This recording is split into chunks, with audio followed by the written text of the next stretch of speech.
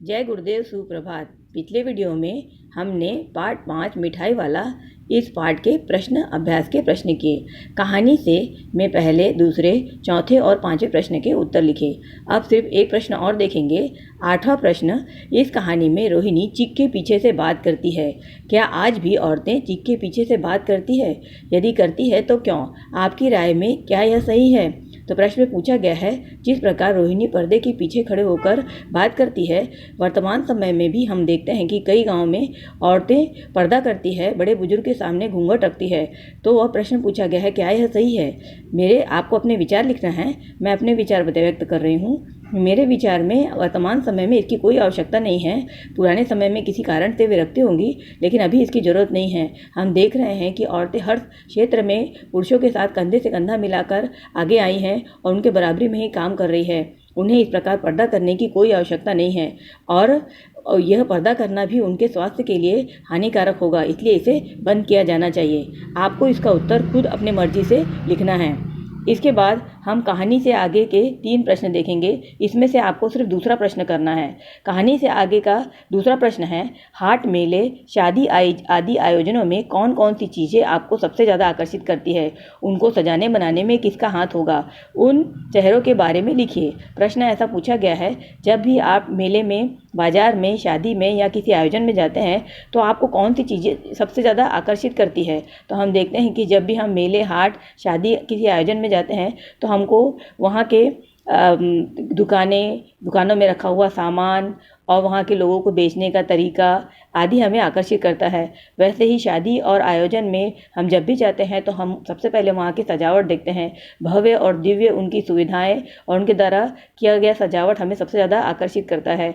और वहाँ पर हमारे लिए रखे गए खाने पीने की वस्तुएं और वैसे ही बाजार हाट में खाने पीने की दुकानें और खाने के रखे हुए सामान, मिठाइयों की दुकानें हमको बहुत ज़्यादा आकर्षित करती है।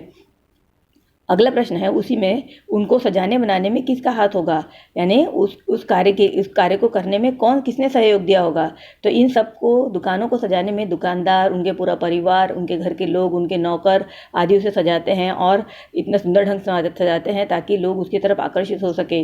साथ ही उनका बेचने का तरीका, लोगों को बताने का तरीका, अपने वस्तु के गुणों को प्रदर्शित करने का तरीका भी अलग ढंग का होता है, जो हमें आकर्षित करता है। और तीसरा प्रश्न है, उन चेहरों के बारे में लिखिए। यानी इनके पीछे जो लोग काम करते होंगे वे बहुत ज़्यादा मेहनती और साथ ही थके हुए चेहरे, और साथ ही उन्हें उम्मीद होती है कि इससे उन्हें मुनाफा ही प्राप्त होगा। आप उनके बारे में लिख सकते हैं। दूसरा प्रश्न आप कर लेंगे। पहला और तीसरा प्रश्न आपको नहीं करना है।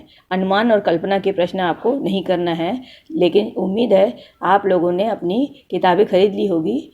जो आपको स्कूल से मैसेज आया था उसके हिसाब से आपने किताब ले ली होगी। तो इस पार्ट के प्रश्नोत्तर, अनुमान और कल्पना के प्रश्नोत्तर आप पढ़ के देखेंगे और उसका अर्थ समझ लेंगे। इसे आपको कॉपी में नहीं करना है। हम भाषा की बात के प्रश्नोत्तर करेंगे। भाषा की बात में आपको पहला और तीसरा प्रश्न ही करना है। पहला प्रश्न दिया है, मिठाई वाला, बोलने वाली गुड़िया। ऊपर वाला का प्रयोग है। अब बताइए कि वाला से पहले आने वाले शब्द संज्ञा, सर्वनाम, विशेषण आदि में क्या है? ऊपर लिखे वाक्यांशों में इसका क्या प्रयोग है? यह रहा हमारा प्रश्न। अब आपको प्रश्न इस प्रकार दिया गया है कि मिठाई वाला, बोलने वाली गुड़िया। तो मिठाई वाला शब्द में वाला के पहले आने वाला शब्द क्या है? ऐसा हमारा क प्रश्न में पूछा गया है। तो हम बताएंगे कि वाला के पहले शब्द आया है मिठाई, और मिठाई शब्द एक संज्ञा शब्द है। तो हम क का उत्तर लिख सकते हैं कि वाला के पहले आने वाला शब्द संज्ञा शब्द है। और बोलने वाली गुड़िया में आपका गुड़िया शब्द संज्ञा शब्द है और बोलने वाली, यह उसकी विशेषता बता रहा है, तो यह विशेषण है। तो बोलने वाली गुड़िया में बोलने वाली शब्द विशेषण है। अब हम देखेंगे ख प्रश्न, ऊपर लिखे वाक्यांशों में उसका क्या प्रयोग है? तो पूछा गया है, तो हम यहाँ बताएंगे कि ऊपर लिखे वाक्यांशों में संज्ञा शब्द के साथ ये जुड़े हुए हैं। वाला शब्द मिठाई संज्ञा शब्द के साथ जुड़ा है और बोलने वाली विशेषण शब्द जो है वो गुड़िया संज्ञा शब्द के साथ जुड़ा है। इस प्रकार हम तीसरा प्रश्न करेंगे। तीसरे प्रश्न में आपको 3 वाक्य दिए गए हैं जो इस पाठ से संबंधित है, और ये वाक्य क्षेत्रीय भाषा के शब्दों से बनाए गए हैं, लेकिन इसे आपको अपनी भाषा में लिखना है। तो पहला दिया है वाक्य, वे भी जान पड़ता है पार्क में खेलने निकल गए हैं। तो यहाँ पर जो ये वाक्य है इसको आपकी भाषा में लिखना है कि ऐसा प्रतीत होता है कि वे भी पार्क में खेलने गए हैं। क्यों भाई, किस तरह देते हो मुरली? तो क्यों भाई, इन मुरलियों का दाम क्या है? ऐसे आप अपनी भाषा में इसे पूछ सकते हो। दादी, चुन्नू मुन्नू के लिए मिठाई लेनी है, जरा कमरे में जाकर ठहराओ।